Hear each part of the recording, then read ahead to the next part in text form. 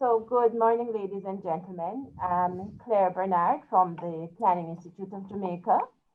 I'm the PPCR focal point for Jamaica, and mine is the pleasure of guiding us through this morning's discussion. Before I introduce our able panelists, I just want to make one point, and it's really coming out of Prof. Taylor's presentation this morning, is that the climate challenge for us in the Caribbean, and indeed for the world, is so enormous that we really need to have all hands on deck, all hands being governments, the private sector, development financiers, academia, and of course, the citizenry. We have 5 panelists today, and I will introduce them individually later, but I want us to go straight into the presentations. We're going to ask members of the audience to to hold your questions and submit them after all the presentations have been made, and we will try our best to answer as many of them as possible. I'm going to start with Carlos Sanchez as the first presenter, and Carlos is a climate resilience investment director at Willis Towers Watson. His work focuses on the promotion of investment solutions aimed at fostering a more efficient pricing and pricing of physical climate risk with investment decisions processes. He's also executive director of the Coalition for Climate Resilience, and that's important to us in Jamaica because he and his team are working on a systemic risk assessment tool for climate resilient infrastructure in Jamaica. So Carlos, over to you, 5 to 7 minutes. Claire, thank you so much, and thank you to the organizers for this wonderful opportunity. Really great to be with you, to have the opportunity to present the work of the Coalition for Climate Resilient Investment, and within that, a very strategic partnership that we have developed with PIOJ, the government of Jamaica, for which we are incredibly thankful. I'm going to be supporting myself with a couple of slides, but certainly I can have a little bit of a start in terms of our my presentation. So what you will see now is the deck, and I would like to start by highlighting what the Coalition for Climate Resilient Investment is. The Coalition for Climate Resilient Investment was launched at the General Assembly of the UN back in 2019. At the time, it was part of the commitment from the UK government to bring the resilience topic to that very important summit, and already there, our partnership with the government of Jamaica allowed us to gather a lot of interest and momentum. As Claire said, the goal of the Coalition for Climate Resilient Investment is to really advance very practical solutions for a better integration of physical climate risk in, broadly speaking, decision making. And that is, how can we first of all have a better understanding of the analytics, and how can we then understand how that projected exposure to physical climate risk is going to affect economic, social, and ecosystem value in a given jurisdiction. Since the launch, we have evolved from 27 institutions representing 5 trillion in assets to right now being 95 institutions and 16 trillion in assets. As you can tell, it is predominantly a private sector-led initiative, but in partnership with key public institutions such as the government of Jamaica. Here you can see very briefly the 3 areas of work, in all of which we are making wonderful progress. I'm going to be spending more time on the systemic resilience piece. That is where the partnership with Jamaica comes to be extremely valuable. But let me now capture very concretely what are these working groups about. So systemic is about supporting governments around the globe to develop a better way to assess exposure of national value to physical climate risk, and B, and most critical, risque et de gérer cette exposition. Donc, nous développons une métrique nationale et un outil de priorité? Où est-ce que les projets sont protégés par chaque dollar? Et nous, 40 projects worldwide for which we have cash flow models, we have engineering studies, and we have 7 climate risk data providers delivering pro bono assessments of risk to each of those projects. And the goal here is to develop a cash flow modeling framework. And that is a cash flow modeling framework that will inform how to interpret and translate physical climate risk analytics for the purpose of cash flow modeling practices. So extremely exciting. And the third, and last but not least, is financial innovation. And this comes to really support the notion that it's one thing to understand, it's one thing to measure, but the other thing is how to mobilize capital. And that is extremely urgent. So here what we are doing is bringing the innovative potential from different corners of the financial industry to really facilitate innovation that brings not only the quantity of capital, but most critically, the quality of the capital. So the capital that you can ensure that each dollar within that investment is enhancing the most economic and ecosystem value in a given jurisdiction. Very quickly, in terms of the momentum, and on the background, you can see the day of the presentation and the launch of CCRI. That is the CEO of Willis Watson, who's also the chair of the Coalition for Climate Resilient Investment, with Mark Carney, the Prime Minister of the Netherlands. And you can see on the top left, we have how the Prime Minister of Jamaica spoke about CCR at the opening of the Parliament, which was really a huge honor to us. But similarly, how Australia's Minister of Environment, Canada's Minister of Infrastructure, Mark Carney, Governor Newsom in California, and last but not least, the government of Antigua and Barbuda have supported the mandate and the theory of change of the coalition. Associated to that, 2 key things. We got an award as the Climate Risk Initiative of the Year, which makes us very proud, although does not disturb us from the focus in delivering substance. And then the G7 that just made a specific reference to CCRI in its last communique. This is a quick snapshot into membership, and very, very proud of this ever-growing group of institutions, industry sectors. And let's go very quickly into what to us is the substance, what to us makes us very proud and very hopeful. And that is our partnership with PIOG and the government of Jamaica. Since the launch of CCRI back in 2019, we started discussions and we clearly and quickly saw the leadership of Jamaica in this area. We quickly saw a total alignment in terms of what are the needs and in terms of what are the next steps required. So associated to that, we started conceptualizing, and as of today, we are in advanced development of a national investment prioritization tool. And this is a tool that is allowing public decision makers in Jamaica to understand, first of all, where the most economic, social, and ecosystem value is at risk within the jurisdiction, not just as a one number, but within different sections of an infrastructure network, within different sub-regions of the country. And associated to that, understanding what are the top priorities, what are the top investments, top assets that are going to protect the most economic and social value. To do that, we are partnering also with the University of Oxford and also with the partnership of the Green Climate Fund and the UK government. And what we're doing is the following, and I'm going to just put it in very simplistic terms. And with that, I think that I will be encouraged to finish, but this is an important slide.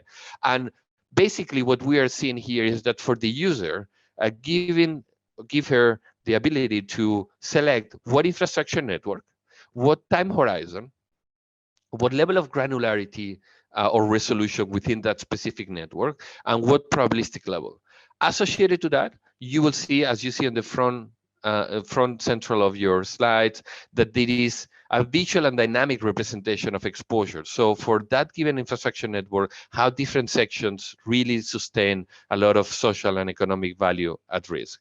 And as said, the output will be a list of georeference locations where the action is more urgent and more of a priority. This is generating so much traction and so much momentum that we are now launching CCRI's Systemic Resilience Forum, where we are bringing 6 other governments and international organizations, multilateral development banks, and private sector actors to really advance these discussions beyond the scope of Jamaica. So maybe with that, what I should do, Claire, is to stop. Thank you very much for the partnership, Claire, and I give you back the floor. But thank you. Thank you very much, Carlos. We know you have so much to say. We're sorry to be rushing you, but we're making contacts and we can have discussions afterwards. So I'm going to move now to our colleague, Gillian Hyde, who is General Manager of Jamaica National Small Business Loans Limited. And that company is a forward-leaning local company which has been integrating climate change into its operations and advocating greater mainstreaming, particularly in the housing development sector. She herself has an interest in promoting the viability of small and medium enterprises, and she advocates for their financial inclusion and contributes to ongoing development of the sector. She represents the sector on a number of local boards and regional boards. Let's have Gillian for her presentation, please. Gillian, 5 to 7 minutes. Good morning, and good morning to all the participants this morning and my fellow colleagues. Good to be a part of this continued discussion around this engaging topic and very important topic to us within this region. So just a little background on JNSB. We're a microfinance institution really with a focus on extending micro and small business loans across the landscape of Jamaica, really trying to promote and support that greater financial inclusion strategy as we try to onboard and ensure that each Jamaican has the opportunity to be a part of our formal system and has access to credit and other financial services. So we largely serve within those underserved and underbanked segments. Our portfolio is largely made up of females and within the rural communities of Jamaica. A couple of years ago, we would have really continued on that advent of seeking opportunity to really open up the peripheries for businesses to grow in their capacity and continuing to enrich the knowledge and the expertise embedded in that business. And as a part of that, climate change remained very important to us as a part of an island, a group of islands that is highly susceptible, continues to be highly susceptible to the climate change issues. And as such, we would have partnered with the Inter-American Development Bank on their pilot program for climate resilience through the government of Jamaica under its Ministry of Economic Growth and Job Creation. It was a 3-year program that focused on offering special funding to players in the tourism and agricultural sectors with a view of helping them to implement climate smart tools and methodologies to ensure that they could adapt to climate change. As such, we created a program within JN Small Business Loans where we introduced a special product that was supported by way of our a very strong relationship management structure, as well as we ensured that we developed a marketing campaign that would help us to promote and speak about climate change in the context of the tourism and agricultural sector. And of course, we collaborated on many technical assistance programs. Sur des programmes d'assistance technique et de renforcement des capacités. Ce produit a été appuyé par ce programme de la BID avec une totalité de allowed us to support businesses within that sector at rates of as low as 4%, which would be amongst the lowest in our market today, at a term for 4 years, and of course to ensure that moratoriums and payment holidays as they become applicable was relevant within this product. Approximately 299 loans were extended to just about 285 customers. We did have some repeat customers for a value of course, we would have exhausted our US 2.5 equivalent to $300 million in Jamaican dollars. Who benefited from these loans? We had farmers that were engaged in livestock and crop farming, bee farming, ornamental horticulture. We had manufacturers that are across the gamut of tourism and agricultural sector. And of course, we had various hotels that would have utilized this loan facility. Some of the things that we saw them implementing was drip irrigation systems, of course, to power our agriculture sector, greenhouse repairs and new construction of greenhouse, so new methodologies being adapted within the agri space, structural redesigns that allowed us to see improved airflow and better lighting with a view of driving those efficiencies that you would want to see as we try to mitigate and adapt to climate changes. So the implementation of solar panels and inverter ACs, as well as water harvesting tanks, recycling options and recirculation systems, as well as, of course, smart, climate smart land preparation techniques. These are some of the various things that we would have seen persons implementing across both the tourism and agricultural sectors within the micro and small business spaces. We really believe that it requires continued efforts to ensure that we can do more than the 300 million that we have done over the last couple of years.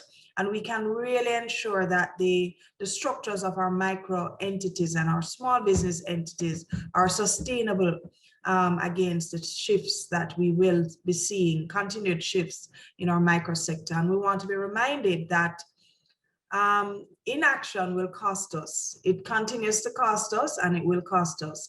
It is estimated that it will cost us approximately 5% of our GDP by 2025 and 21.7% by the 21st century. And so it is obvious that this focus must continue. We must continue to drive from all areas with a view of ensuring that our businesses become more sustainable and are built to mitigate and adapt to these climate shifts. In addition, we face increased vulnerability, primarily within the island state, the Caribbean islands. We are highly dependent on the services within the tourism sector, as well as the agriculture sector. Both of these sectors remain very, very, very important to the island economies. And so we must deepen our knowledge about climate change, and we must ensure the implementation of different climate smart methodologies.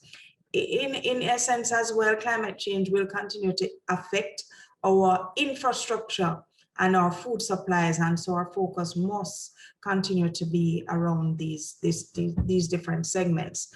So based on our experience, there are a couple of things that I think we must consider as we think about new programs, the continuation of existing programs. One, greater analysis and knowledge sharing amongst our business players to ensure that there's clear understanding about how climate change affects me and what will I do to implement this within a short term, medium term, and long term. And to ensure that it informs the focus that we must take and the timelines that we're actually working with. Two, we want to facilitate projects that contribute both to adaptation and mitigation techniques. Three, promote key partnerships with persons that are manufacturing those smart, climate smart solutions. So kits that will allow me as a hotel to know what are the various things that I must implement. Four, enhance the technical assistance for the implementation of the project itself, ensuring that persons have someone that is there helping them with the implementation, ensuring that it is done correctly, and importantly, to ensure that there is a post-implementation monitoring and measurement system that will allow us to demonstrate how these implementations are helping us, and to ensure that it is continued on, that it's followed up, and that we improve on and implement as phased as possible. 6, we want more funding at subsidized and reduced rates. We want to flood the market with the availability of these funds so that we can promote its use. And finally, we want to ensure that there is a greater focus across many other segments, household and at the community levels as well, at our own homes and within our own communities. We want to ensure that we promote the need for implementation of these different perspectives. And of course, as we continue our focus on the underserved segments, making sure that we are thinking through our rural communities very well, and to ensure that we are engaging with our women and our other underserved segments. That's it from me, Claire, in terms of a synopsis of our experience at JNSB and how we see it going forward. Thank you. Thank you very much for sharing, Gillian. I'm going to again ask the audience to write down your questions, and we will seek to respond as soon as we're done. Ladies and gentlemen, our next presenter will be Mrs. Dawn Pierre-Nathoniel, and she's Deputy Chief Sustainable Development and Environment Officer. She hails from the beautiful island of St. Lucia. She has extensive experience in policy development, and more critically, she's been a climate change negotiator for some time, representing small island developing states on the UNFCCC Executive Committee of the Warsaw International Mechanism for Loss and Damage, and where she has been co-chair for 2 terms. I now invite Mrs. Pierre-Nathoniel to make her presentation, 5 to 7 minutes, please. Over to you, please, Dawn.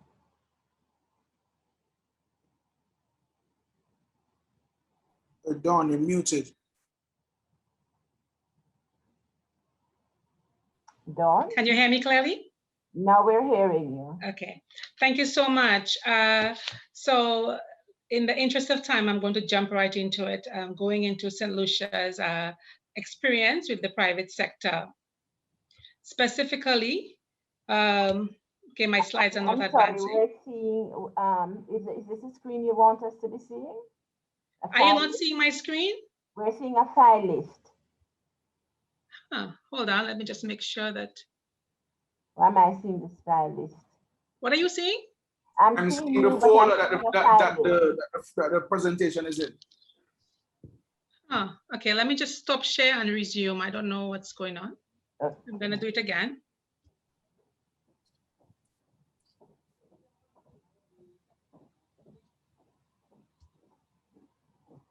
Can you see it? Yes, seen it. No.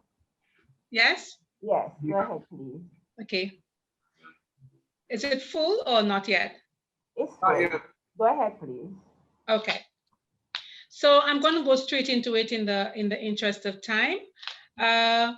Just to note that the government of St. Lucia had requested the CIF to look at the private sector specifically to gain insight on the efforts of private firms in adaptation to climate change and uptake, and the influence the government was having on them as well. So in terms of the period, it was a 2-year period of 2018 to 2020. And it was a combination of interviews and group discussions and telephone surveys, as well as review of material.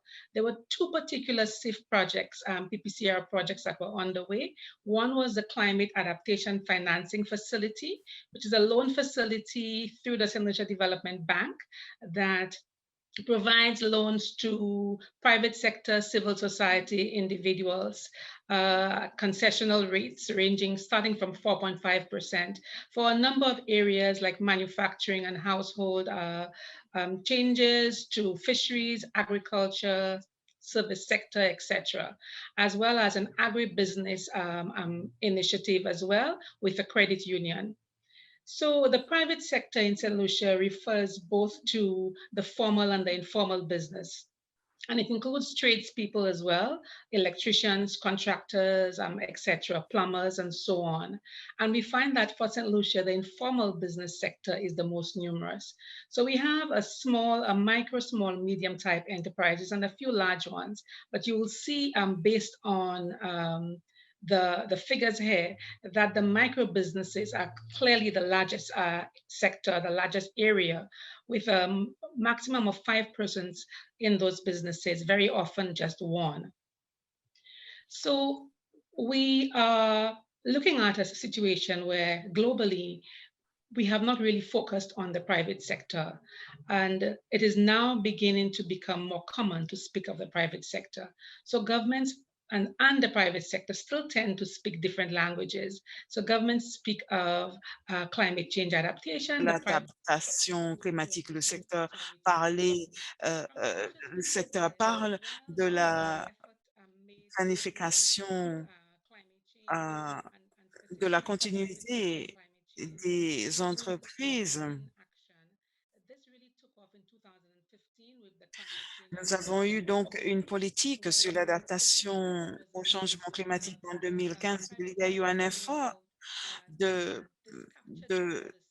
d'engager le secteur privé au niveau de la planification,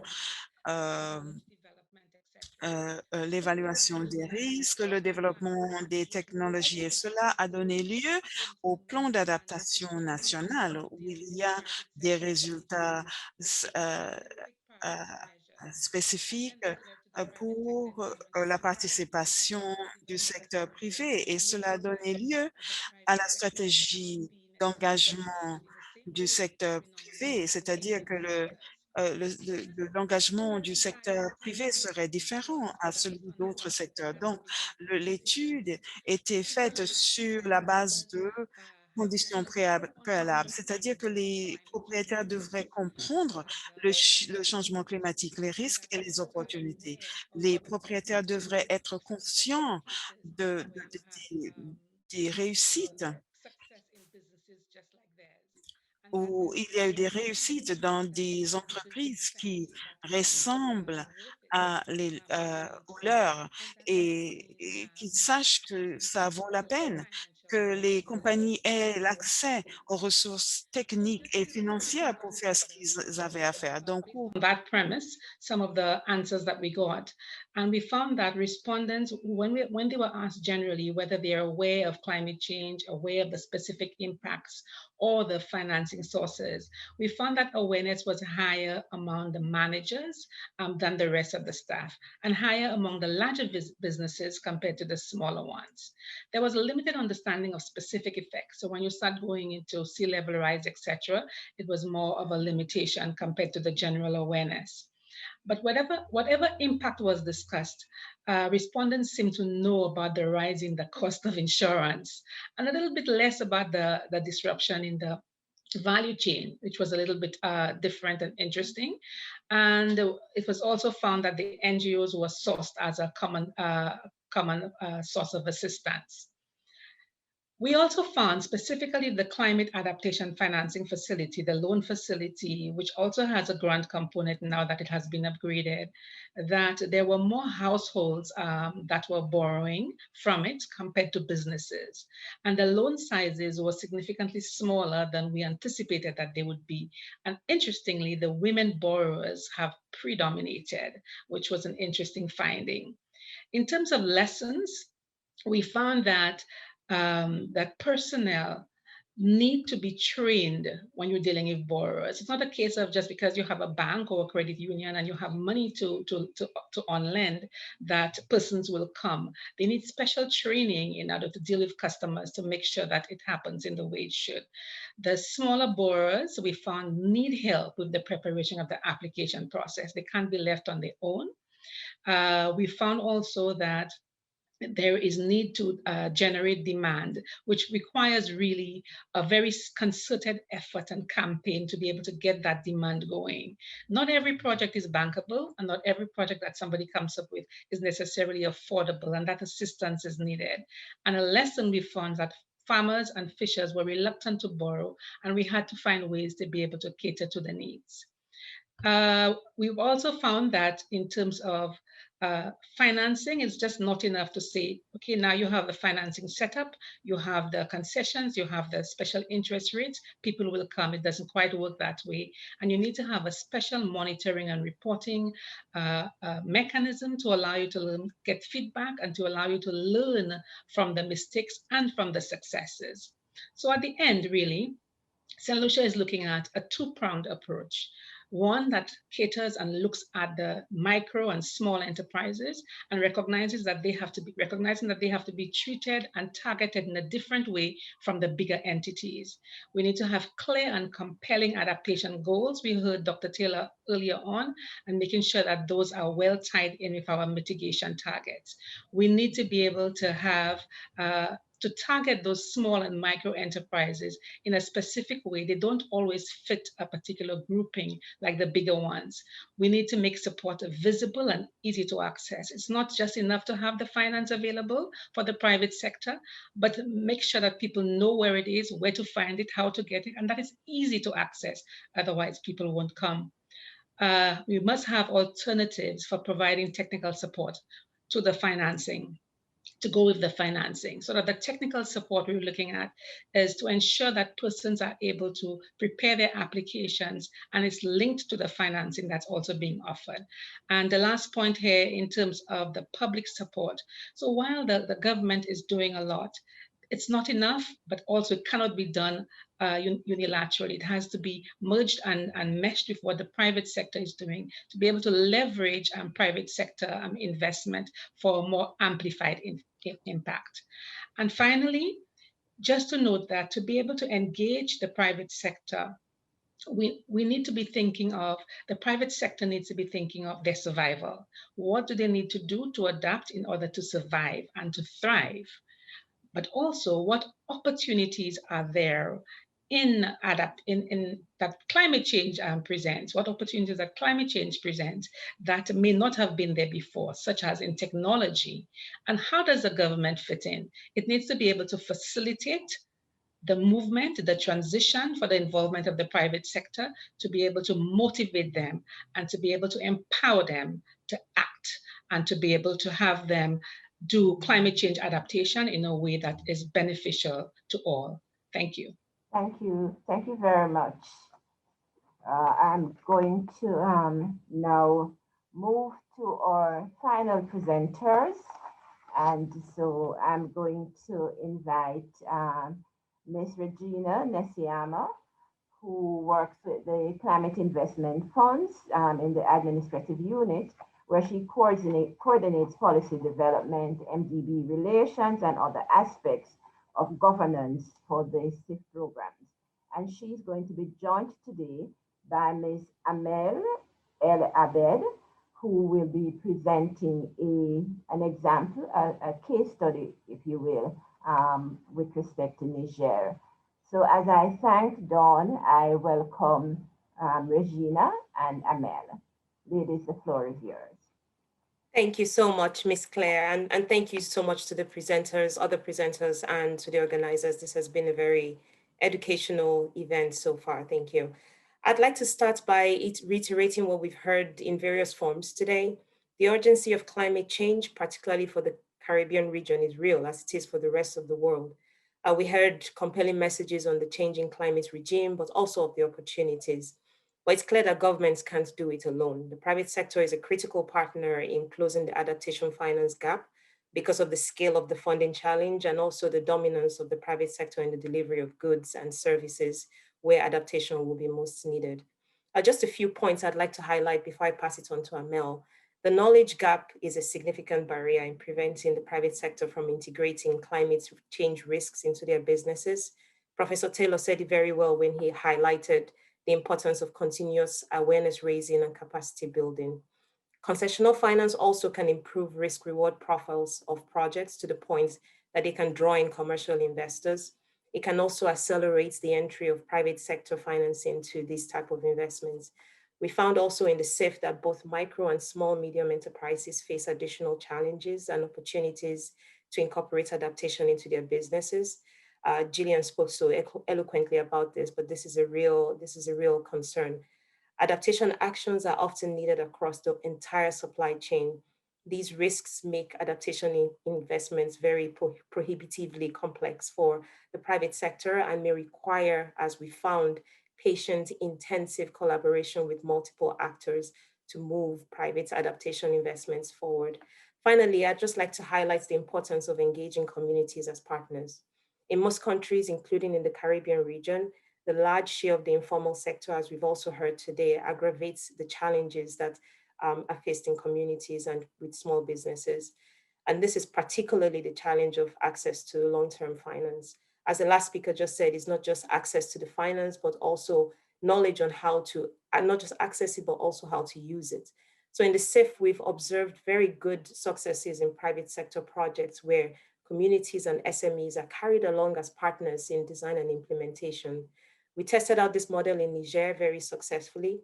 And at this point, I'd like to invite my colleague Amel to walk us through the Niger example and highlight some of the common lessons that we can extrapolate for the Caribbean region. I'll stop here for now. Thank you. Thank you, Regina. Thank you, Claire. Thank you to the speakers and to the organizers. I hope that you can see my screen. As Regina mentioned, I will be just developing on the Niger as an experience. I'll be going briefly through the first few slides to focus on mainly the lessons learned, as she mentioned. So the Niger project is that we'll be referring to. It's the Niger irrigation program, or frequently referred to as the NIP. This is a 1.5 million of technical assistance that was implemented through IFC by a private sector company, Netafim, on the ground. Just going briefly through the main. So as of today, the project had already realized several results on the ground. That includes having over 900 farmers trained, out of which over 537 are women. The community farmers, we have over 33 community farmers who can access irrigation through microcredit, and over up to 82% of yield increase, among others. I would like to focus on, as Regina mentioned, on the lessons learned, because I will be mentioning the lessons learned, but from this project, but they can, of course, that can be helpful for all projects in general. We have identified, in the context of the NIP, we have identified five main lessons learned. I will be developing briefly under each one, so to kind of give more information. The first one is the importance of the effective engagement with local communities and its impact on bridging the knowledge gap. So through the NIP project, communities were already able to enhance their knowledge and correct their misconception about the new technologies, which is, in this context, is drip irrigation. The success of the NIP comes as well from the close engagement with the communities in their own local and daily environment. The private sector company, Netafim, who has executed the project on the ground, in order to do this, had displayed, for example, they displayed they had a close engagement with communities in their local environment. That they had, for example, displays in local markets, in gatherings. They've even set up lessons about the importance of drip irrigation in mosques at the margin of prayer times in Niger in some communities. The other aspect to bridge the knowledge gap was to avoid having a one-size-fits-all approach. Every approach in each implementation site was tailored to the community that it was serving. Historically, that hasn't been the role of a private sector.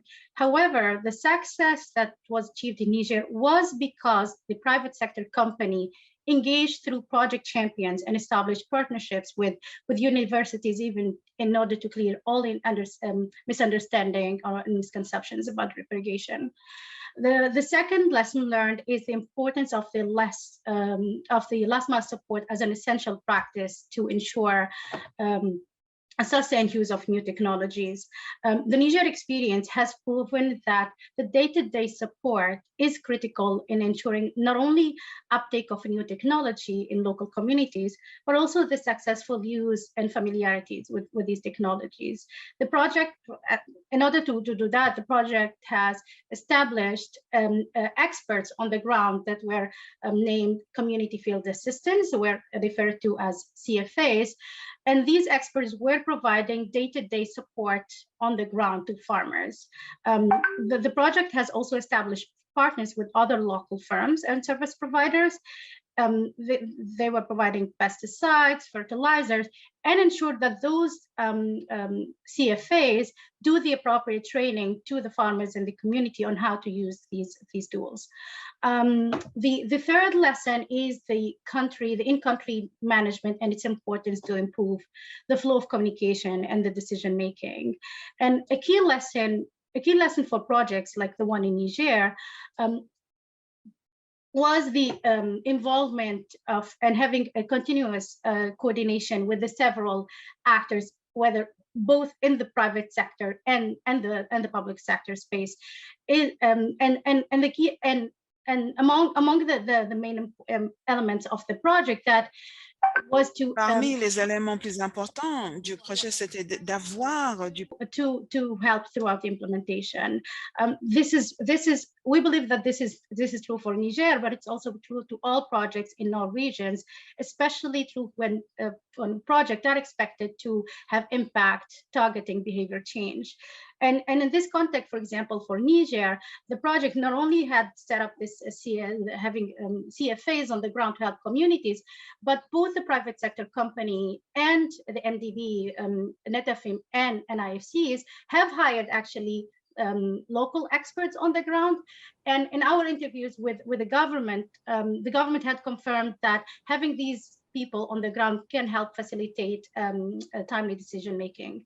The last two lessons that I'll go through very briefly. The fourth one is the critical continued collaboration with the government and the local partners, and especially with the local government agencies. This is even critical to work on with. It is very critical to work with government in the project design phase, and this can help confirm assumptions and obtain even relevant approval and facilitate any regulatory flexibilities that the government can facilitate at the early development. This can also help having all the buy-ins that is needed to facilitate any communication with the government and the local communities.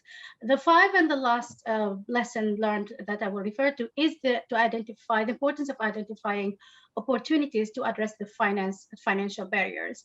And as Dawn had referred to, and also other speakers, it is obvious to have the role of the private sector is obvious, and it's always. The main one is basically to make a profit. However, the private sector is an invaluable partner in adaptation actions, and is always willing to accept some level of risk when concessional finance is available. And in countries like Niger, where the target population is economically disadvantaged, it is important to ensure that plans are put in place to address financial barriers. This can be done through microfinance and encouraging financial cooperatives to have some coordination. Just to mention. Juste pour mentionner brièvement, Claire. The study that we are referring to is already available on the CIF website, and we have it translated in English and it is available in English and in French. We will be putting the link to the case study for participants to refer to, but it's available in both languages already. Comme je l'ai dit, ladies and gentlemen, we've heard 4 really interesting presentations. We started our session by asking ourselves, essentially, what is the role of the private sector in moving the climate agenda? The question on your program says, what's the end goal? And certainly the end goal must be to facilitate the kind of adaptation and mitigation efforts that countries need to have, so that sooner rather than later, we are adapting to climate change and clearly mitigating, certainly at a rate better than the 1.5, which we established for ourselves in the Caribbean region, because we learned this morning that 1.5 or 1.5 increase is not even a safe place to be. So we're going to invite members of the audience to field their questions. There are already a few in the chat. I don't want to take up the time. So one of the questions asked about the, in terms of climate change, what changes will be introduced in building structures? Now, I'm not sure exactly, David, who you wanted to direct that question to, but perhaps Carlos, because you're working at the tool for infrastructure, you might be able to take a shot at that, and we want to limit our response to a minute. My pleasure, and thanks for the question. So to be concise in the answer, what we are seeing in the 40 projects, which are real assets, which are infrastructure assets, where we are taking the cash flow models and in a way recalculating those based in the right integration of physical climate risk, is that we see changes in what are going to be the requirements for CapEx, for certain improvement that really certify that that building, that asset Certifier que ce bâtiment est prêt à résister. Projected impacts on physical climate risk. I'm only answering part of the question because then there is a question about transition risk mitigation, and that would also come with huge improvements on that. I have a couple of additions, but Claire, I think it's best that I stop here. Thank you. Okay, thank you very much. I think Christopher had asked about bankable projects. He was saying that they may lead to stranded assets based on failing to adequately consider ESG risk. And again, that is sounding like something that Carlos should be responding to. But if any of our other colleagues want to take a shot at that, we'd be happy. Yes, please. And I think that Regina wanted to come in maybe. Regina, yes, thanks. Thank you, Carlos. Happy to opine on this. So we at the CIF, we work really closely with the multilateral development banks as our implementing partners, exactly for this reason, to mitigate ESG risks and to ensure that every aspect of environmental sustainability is addressed early on in the design of the projects, working closely with communities. One aspect that I can highlight as one of the reasons why Christopher's question is very, very relevant is actually the need for insurance. So we need to not only integrate an approach of climate risk management to these stranded assets, but also to highlight the possibility that insurance can help protect, especially investors, against this stranded assets, because they can provide payoff to the private sector in case of disasters.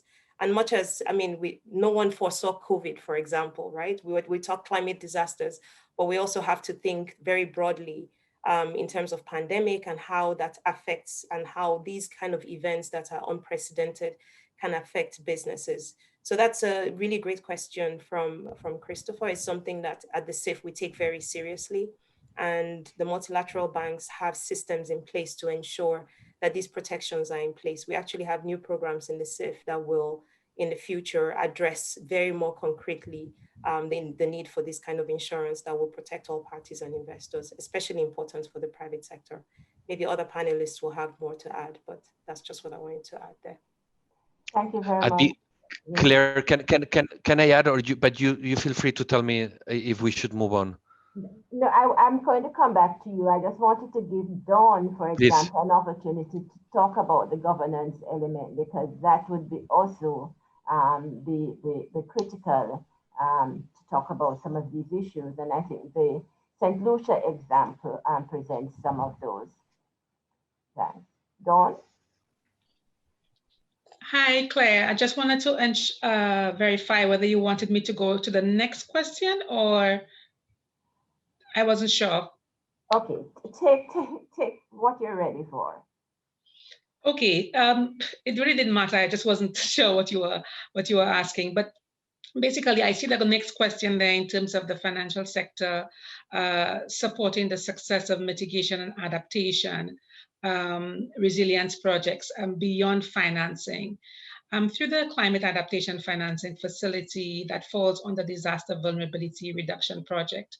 The DVRP tries to do more than simply provide the financing. So there's always capacity building opportunities that go with it, where persons are able to benefit, even from the colleagues from the SLDB themselves, in terms of hone their skills and sharpen their skills to be able to more efficiently deal with clients. As we spoke earlier on, that persons need to be assisted with applications and assisted with making their case and building the climate rationale, etc.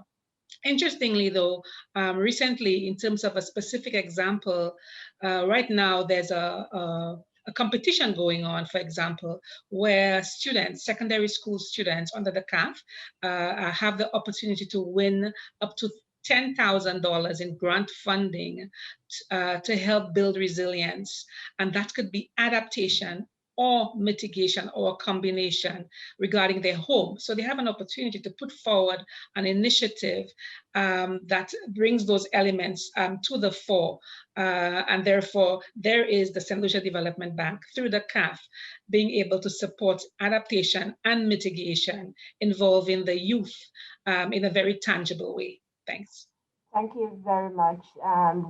We've got the signal to wrap, but I just wanted to give Gillian an opportunity to respond to one of the questions. And I'm wondering, Gillian, whether you could give some kind of response to the last question, which is asking us about there being an emphasis on tourism and agriculture and fisheries, and whether your organization as a development financing organization would consider making loans to small enterprises, etc., or medium enterprises, which has some interest in advancing technology for mitigation. Thanks for that, Claire. So yes, this particular program that we supported had an emphasis on the tourism and agri sector, and we are recommending that we expand from that scope. So our hope is that additional funding will come online for us to engage with a wider segment of the market. And I also wanted to add, as I listened to the discussions around insurance, that discussions with other development programs in respect of using collateral enhancement schemes to help support persons who wouldn't necessarily have available collateral to access the loans, we also think is very, very important to us developing on this program as we try to encourage climate change. So yes, we want to see how we can collaborate, but the funding, the subsidized funding at reduced rates, I think is very, very important for this investment. And so really encouraging us that as we build out the programs to expand our focus on engaging with other segments and not just in particular our hotels and our tourism sector and our agri sector. So we will be looking to continuing on any partnerships that will allow us to give that focus, Claire.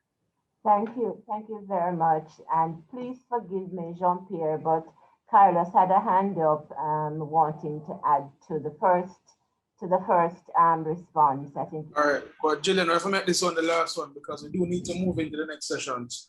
Thank you very much. We did. Sure. Go ahead, Carlos. Yeah, so I'll be very brief. So I totally agree to what Regina said about bankability and physical climate risk. I just would like to add that currently there is a market failure and that actually bankability and resilience tend to be at odds with each other. And what we mean with that is that when you properly integrate physical climate risk and invest appropriately, and therefore you may be investing 100 and 2 instead of 100, what you're doing is squeezing the net present value of that asset or of the return in that investment. And that is because incentive structures such as cost of capital and regulation are making huge progress, but not still quite there yet. And in terms of insurance, it is absolutely true. And I come from Willis Towers Watson, that is predominantly an insurance a brokering firm. But it's also true that insurance has a duration that does not equal oftentimes the duration of the investment. So we need to also be careful. Still, insurance brings a lot of extremely interesting elements. But I stop there. Thank you very much, Claire, and everyone. Very good conversation. Thank you very much, everyone. Presenters, thank you very much for your presentations. We were 91 strong at one point, so I see that this is an area in which there's great interest. I'm going to ask you to look at the documentation, which will be posted online, and I think some of your questions will be answered there. Sorry for the questions that we were not able to take, but thank you very much for being here and for your interest, and continue to act individually and collectively in your organizations, companies, and so on. And thanks to you all for being here. Thank you. Bye-bye.